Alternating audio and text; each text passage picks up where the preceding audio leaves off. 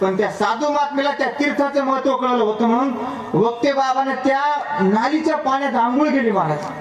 आणि तिथून आंघोळ केल्यानंतर संस्थेमध्ये आले, मठामध्ये आले, पुन्हा तिथे आंघोळ केली. कारण का? तीर्थाचं महत्व काय, नाली जरी आंघोळ केलं पण त्यांचं मन हे चंद्रभागेचं पाणी आहे म्हणून त्यानं ते स्नान केलं महाराज. आपली तिथे तपश्चर्या आहे का महाराज? आपली साधत नाही महाराज. आपली लोक आळंदीला जातात वारीला, पण 10 रुपयाचं गरम पाणी घेतात. खरं सांगा, बेस्ट तिकडे इंद्रायणीच्याकडे गरम गरम पाणी घेतात. तुमची वारी सफल होणार नाही, माऊली तुमच्याकडे पाहणार नाही महाराज. मग साधू महात्मे जोपर्यंत कळत नाही तोपर्यंत या देहाला किंमत काय महाराज. पण आपल्या देशाचं, आपल्या राष्ट्राचं महाराज एक असं वैशिष्ट्य आहे, साधू हयात असताना ते लोकांना कळत नाहीत आणि गेल्यानंतर लोक त्यांच्या नावाने रडतात. विठ्ठला विठ्ठला.